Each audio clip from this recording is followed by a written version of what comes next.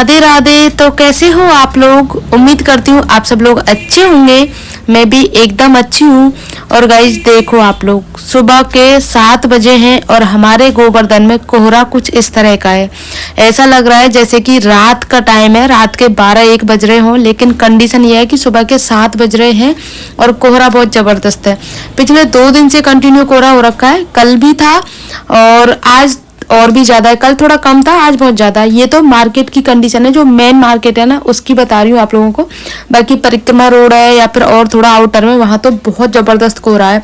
मतलब पास वाला इंसान भी दिखाई नहीं दे रहा, वो चीज़ है। लेकिन हम हाउसवाइफ के लिए चाहे कोहरा हो, सर्दी हो, गर्मी हो, बरसात हो, कोई सा भी मौसम हो, हमारा काम नहीं रुकता है। हमें वही घर के काम करने होते हैं जो हमारे लिए ज़रूरी होते हैं, जिनको हमें करना ही है हर कंडीशन में, चाहे बीमार हो चाहे कुछ भी हो। तो अभी बच्चे स्कूल जाएंगे तो सबसे पहले मैं बच्चों का लंच तैयार कर देती हूँ, क्योंकि दोनों बच्चों को स्कूल जाना है। और साथ में खाने की सबकी तैयारी भी कर लेती हूँ मैं, क्योंकि आजकल पतिदेव सुबह ही खा के चले जाते हैं। उनके मूड के ऊपर डिपेंड करता है कि किसी किसी दिन तो वो खाना खा के चले जाते हैं, किसी किसी दिन नाश्ता करके जाते हैं। क्योंकि सर्दियों में ना टिफ़िन का खाना बिल्कुल भी अच्छा नहीं लगता है, इसीलिए वो बोलते हैं कि दाल सब्जी सुबह ही बना लिया कर। बच्चे भी ले जाते हैं पूरा खाना और फिर मैं भी खा के जाया करूँगा। तो मैं सुबह 6 बजे उठ जाती हूँ। सुबह 6 बजे उठ के चाय पी के और नहा धो के पहले पूजा करने जाती हूँ। उसके बाद में फिर अपने घर के काम स्टार्ट करती हूँ। और क्योंकि बच्चों का स्कूल देरी से है तो काम भी आराम से करती हूँ। अभी ये मेरी दोबारा की चाय होती है, तो मैं अब पहले पूजा करके आती हूँ, क्योंकि मेरा रूम ऊपर है, किचन नीचे है, तो और उसके 1 मंजिल और नीचे उतर के मुझे पूजा करके जाना होता है मंदिर में। तो मैं क्या करती हूँ, जब पूजा करके आती हूँ ना, तो जैसे पूजा करके आती हूँ तो किचन में जैसे बच्चों को सब्जी वगैरह बनानी हो तो वो चढ़ा देती हूँ कुकर में, और हमारी चाय भी चढ़ा देती हूँ, साथ में आटा लगा देती हूँ। तो ये सारी प्रिपरेशन होती है ना बच्चों के लंच की, वो करके कंप्लीट कर देती हूँ। तो यहाँ पे मैंने चाय बनाई है मेरी, पतिदेव की और सासू माँ की। तो मम्मी की चाय देके अभी आती हूँ, क्योंकि मम्मी पूजा पाठ में लगी रहती हैं सुबह के टाइम, तो चाय वहीं दे के आती हूँ। बाकी बच्चों का दूध और हम दोनों की चाय अभी लेके चलते हैं ऊपर, और फिर चाय पी के फिर अपना बच्चों का लंच वगैरह जो अधूरा रह गया है ना वो करना है। जब मेरे पास में एक्स्ट्रा टाइम होता है तो मैं क्या करती हूँ, पहले बच्चों को तैयार कर देती हूँ। तैयार करने के बाद में फिर नीचे किचन में जाती हूँ, आधी तैयारी करती हूँ, फिर ऊपर आके बच्चों को तैयार करती हूँ। और जब फाइनल बच्चे तैयार हो जाते हैं ना, तो बिल्कुल 10-15 मिनट पहले बच्चों के टाइम से उनको खाना बना के दे देती हूँ। तो यहाँ पर दोनों बच्चे तैयार हो गए थे और कपड़े वगैरह यूनिफॉर्म पहन ली थी, तो अब बस इनकी चोटी बनाना बाकी है।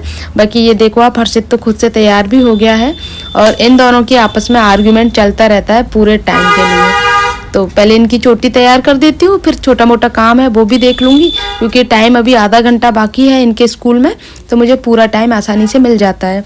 जब जल्दी के रहते हैं ना इनके स्कूल, तो फिर मैं कुछ भी नहीं कर पाती हूँ। सिर्फ बच्चों का ध्यान होता है मेरा कि बस बच्चों का लंच और बच्चे तैयार होकर स्कूल चले जाएँ। सिर्फ पहली चाय पीते हैं हम, दोबारा की चाय जब बच्चे स्कूल चले जाते हैं तब पीते हैं। लेकिन अभी बच्चों का स्कूल काफ़ी लेट है सर्दियों की वजह से, तो हम दोबारा की चाय पी लेते हैं। पतिदेव अपना पूजा करने चले जाते हैं, मैं अपने घर के कामों में बिजी हो जाती हूँ।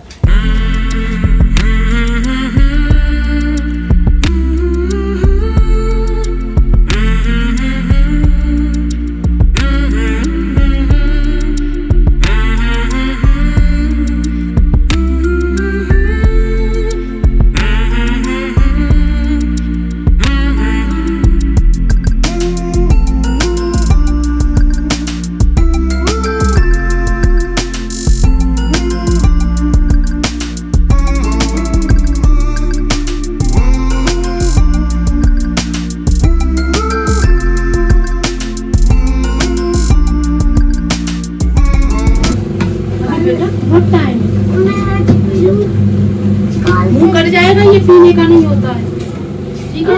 कैसे पीऊं तो?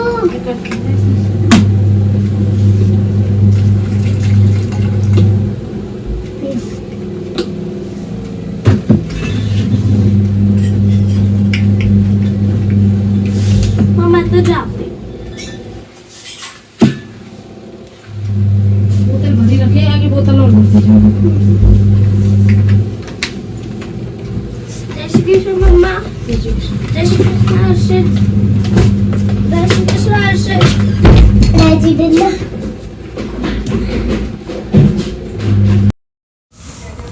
सर्दियों में एक तो दिन छोटे होते हैं, ऊपर से काम ज्यादा होता है। देखो काम तो कुछ ज्यादा नहीं रहता, वही काम रहता है, लेकिन खाने पीने का थोड़ा सा एक्स्ट्रा हो जाता है। गर्मियों में तो हम कुछ ऐसा नहीं बनाते हैं, बहुत कम चीजें मैं मतलब थोड़ा सा स्पेशल कम बनाती हूँ क्योंकि गर्मी रहती है। और लेकिन सर्दियों में तो हर दूसरे दिन तीसरे दिन फरमाइश होना स्टार्ट हो जाती है कि कभी कुछ बना लो, कभी कुछ बना लो। तो बस पूरा दिन मेरा उसी में निकल जाता है क्योंकि पहले तैयारी करती हूँ, उसके बाद में फिर बना के रखती हूँ ये सारी चीज़ें। लेकिन अगर बच्चे खुश हो जाते हैं, घर वाले खुश हो जाते हैं सारी चीज़ों को बना खाने के बाद में, तो फिर मेरी जो भी थकान होती है ना वो सारी यूं ही ख़त्म हो जाती है। क्योंकि हम अपने लिए सोचते ही नहीं है, और यही रियलिटी है कि हम हाउसवाइफ अपने बारे में सोचते ही नहीं है। हमें बस यही लगता है कि चाहे हमारी तबीयत कैसी भी हो, लेकिन अगर हमें कोई प्यार से बोल दे कि यार तेरे हाथ की ये चीज़ अच्छी लगती है या फिर ये खाने का मन है, तो हम फटाफट से बना के दे देते हैं उनको। और ये भी नहीं सोचते कि हमारी तबीयत खराब है, मेरे बस की नहीं है, कुछ भी है, ऐसा तो कभी होता ही नहीं है। लेकिन कई बार हम क्या करते हैं कि हमारा फ्रस्ट्रेशन जो होता है ना वो कई बार बाहर निकल के आ जाता है। उस चीज़ को ना घर वालों को भी समझने की ज़रूरत होती है कि हमें भी किसी भी चीज़ का बुरा लग सकता है, क्योंकि हम भी तो इंसान है ना। जैसे सारी चीज़ों का, जैसे कुछ भी बात हो जाए सामने वाले को बुरा लग जाता है, तो उसी तरह से हमें भी बुरा लग सकता है।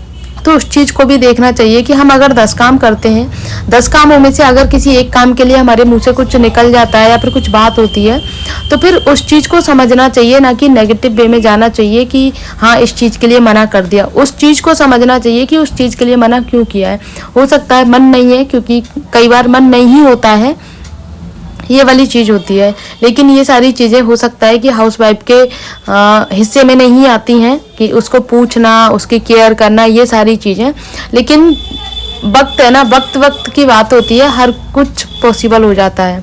तो मैं अपना जो समय है ना, बस सारी चीज़ें मैंने उस पर छोड़ रखी हैं कि जब मेरा समय आएगा तब सारी चीज़ें ठीक हो जाएंगी। बस इसी के भरोसे मेरी गाड़ी चल रही है। तो मैं अपनी तरफ से हर किसी का काम करके चलती हूँ, किसी को भी शिकायत का मौका नहीं देती हूँ, चाहे कोई मेरे बारे में कुछ भी बोले। और ये भी हकीकत है कि आज के टाइम में ये चीज़ है कि आप जब तक सबसे अच्छे से रहते हो, सारे काम टाइम पे करके देते हो, किसी के बातों का मतलब जवाब नहीं देते हो पलट के, या फिर कुछ भी नहीं करते हो किसी के बारे में, तो आप बिल्कुल अच्छे बने रहते हो। और आपने एक बार भी किसी चीज़ के लिए मना कर दिया ना, तो फिर आपसे बुरा कोई नहीं हो जाता है। यही रियलिटी है, यही जीवन की सच्चाई है। तो ये सारी चीज़ों को ना धीरे धीरे जैसे जैसे एक्सपीरियंस आता जाता है ना, वैसे वैसे हम अपने जीवन में ढालते जाते हैं। और मेरा एक ये फंडा है कि ना तो मैं किसी की बुराई भूलती हूँ, अच्छा भूलती हूँ, ना ही किसी का बुरा भूलती हूँ। बुरा फिर भी भूल जाऊं, लेकिन अच्छा किसी का नहीं भूलती हूँ कि हाँ इसने मेरे साथ में ऐसा किया था। बुरे का ये रहता है कि हमें बुरा भूलने ही नहीं देता है किसी भी चीज़ को, कि हमारे साथ में इसने बुरा किया, कि जब जब वो इंसान सामने आता है ना, तब तब हमारे दिमाग में वही सारी चीज़ें रिपीट हो जाती हैं। तो किसी के साथ भी इतना बुरा मत करना कि उसके दिमाग में से वो छवि कभी निकल ही ना पाए। देखो हर किसी की लाइफ में कुछ ना कुछ परेशानियां होती हैं, हर किसी की लाइफ में ऐसा नहीं है कि हर कोई परफेक्ट है। हम भी गलत हो सकते हैं, तुम भी गलत हो सकते हो, लेकिन समझना सबसे ज़रूरी होता है। अगर कोई एक बंदा समझ जाए, अगर नहीं भी समझ रहा है, तो कई बार देखो रिश्ते हो या फिर कुछ भी हो, दोनों तरफ से निभते हैं, कभी एक तरफ से नहीं निभाए जाते हैं। अगर 10 बार कोशिश वो कर रहा है तो 5 बार कोशिश आपको भी करनी चाहिए, तभी रिश्ते चलेंगे। बाकी अगर 10 बार कोशिश वही करे और आप एक भी बार कोशिश ना करो, और उस कोशिश जो वो 10 बार कोशिश कर रहा है उसकी कोशिश का भी कोई रिस्पॉन्स ना दो ना, तो फिर रिश्ते ऐसे नहीं चलते हैं। हर कोई रिश्ता प्यार मांगता है, हर कोई रिश्ता वक्त मांगता है, लेकिन आज के टाइम में ना वाकई में सच में मतलब सेल्फिश लोग भरे हुए हैं, सिर्फ अपने बारे में सोचते हैं, बाकी किसी के बारे में नहीं सोचते हैं। अपना काम हो जाए तो ठीक, बाकी दूसरे लोगों से कोई मतलब नहीं रह जाता, यही जीवन का सच है। तो ये सारी चीज़ें मैं खुद अब अपना जो एक्सपीरियंस होता जा रहा है ना, उस हिसाब से मैं सारी चीज़ें अपने अंदर लेती जा रही हूँ कि हाँ कौन कैसा है, कैसे सारी चीज़ें समझ में आने लगती हैं टाइम के हिसाब से। तो मैं क्या करती हूँ, अपने अंदर जितनी भी बातें होती है ना, मैं अपने पतिदेव को बोल देती हूँ कि ये ऐसा वो ऐसा, जो भी चीज़ें होती हैं वो सुनते हैं मेरी चीज़ों को, क्योंकि हमारी लाइफ में ना किसी एक बंदे का होना बहुत ज़रूरी है जो हमें समझ सके, जो हमारे गुस्से को झेल सके, जो हमारे फ्रस्ट्रेशन को सह सके। क्योंकि अगर वो इंसान हमारे पास में नहीं है फ्रस्ट्रेशन को सहने वाला, या फिर हमारे मन के भावों को समझने वाला, तो हम अपने अंदर ही अंदर ऐसे डिप्रेशन में होते चले जाते हैं कि हमें पता ही नहीं चलता कि हमारे साथ में ऐसा क्यों हो रहा है। क्योंकि हम किसी से कह ही नहीं पाते। जब भी हम सोचते हैं किसी से कहने की, या तो उसको बुरा लग जाता है, या फिर वो गुस्सा होने लगता है, या फिर वो गलत समझता है चीज़ों को, तो फिर हम सोचते हैं यार इससे कहने से फ़ायदा ही नहीं है। जब ये हमें समझता ही नहीं है तो कहने का क्या फ़ायदा, और उन चीज़ों को हम अपने अंदर ही अंदर घूरते जाते हैं। और कंडीशन ये रहती है कि हमारी तबीयत खराब हो जाती है, और उस तबीयत का भी असर हम पे ही पड़ता है, किसी और पे नहीं पड़ता। उसका भी असर हम पे और हमारे बच्चों पे पड़ता है। तो ऐसा कभी नहीं होना चाहिए कि कुछ ऐसा हो कि हमारी तबीयत खराब हो जाए। कि लाइफ में एक बंदा तो ऐसा होना ही चाहिए, हर किसी के पास में होना चाहिए। मैं अपनी बात नहीं कर रही, मतलब जेंट्सों की, लेडीजों की, हर किसी की बात कर रही हूँ कि एक बंदा अपनी लाइफ में ज़रूर होना चाहिए, जिससे वो अपने मन की सारी बातों को कह सके। वरना खुद के अंदर अंदर घुटता जाता है, और एक दिन ऐसा होता है कि वो हंसना, गाना, रोना, बोना सब भूल जाता है इंसान। गाइस आप लोगों को ना एक चीज़ दिखाती हूँ। ये जो बाबा है ना, गिरिराज जी की दंडवती परिक्रमा लगा रहे हैं, कितने सालों से लगा रहे हैं नहीं पता, और एक दिन में ये सिर्फ थोड़ा सा ही चल पाते हैं। पहले यहाँ थे कल, और यहाँ से थोड़ा सा यहाँ चल के आए हैं बस। और कितने गिरिराज जी आप लोग देख सकते हो, उनसे परिक्रमा लगा रहे हैं दंडवती। कितने सालों में पूरी होगी नहीं पता किसी को भी।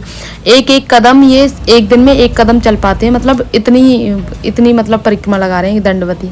तो हर किसी के बस की बात नहीं है गाइस। सर्दियों की धूप ना कितनी अच्छी होती है ना, कि जब हमें बाहर बैठे रहते हैं, जैसे कि अभी मेरे पास में ना यहाँ धूप आ जाती है, आप लोगों को दिखा दूँ, इस जगह धूप आ जाती है, यहाँ से स्टार्ट होते होते और वहाँ तक जाती है, मेरे पूरे रूम में फैल जाती है धूप। 2-2:30 बजे तक, 3 बजे तक प्रॉपर तरीके से धूप रहती है मेरे रूम में। और मैं यहाँ पे ना अपना गद्दा वगैरह बिछा के तब थोड़ी देर आराम कर लेती हूँ। वैसे तो बच्चों के एग्ज़ाम चल रहे हैं तो अब तो आराम कर नहीं सकती, लेकिन फिर भी हल्की हल्की धूप आती है ना, तो मैं आधा पौना घंटा तो यहाँ लेट ही जाती हूँ, चाहे कुछ भी हो जाए। तो थोड़ा सा देखो पैरों को भी रेस्ट मिल जाता है, और थोड़ा सा खुद को भी रेस्ट मिल जाता है, क्योंकि हम घर का काम करते करते इतना वो हो जाते हैं, अपने लिए टाइम ही नहीं निकल पाता। तो मेरा सबसे पहला काम यही रहता है कि जैसे ही मुझे घर के कामों से थोड़ा सा टाइम मिलता है तो मैं यहाँ पर लेट जाती हूँ थोड़ी देर के लिए। अब जैसे आपको बता दूं, मेरा काम तो हो गया था जल्दी, लेकिन अभी भी थोड़ा थोड़ा कर करके घूम फिर के, क्योंकि स्वरा भी जल्दी आ जाती है, तो मुझे मतलब 12 साढ़े 12 जब बज ही जाते हैं ये सब काम फ्री करने में। क्योंकि जब घर का काम फिनिश होता है ना, तो उसके बाद में कुछ ना कुछ छोटे मोटे काम होते हैं ना, वो स्टार्ट हो जाते हैं, और फिर सबके खाने का स्टार्ट हो जाता है 12:30 बजे तक, और 1-1:30 बजे तक मैं बिल्कुल फ्री हो जाती हूँ खाने वगैरह से।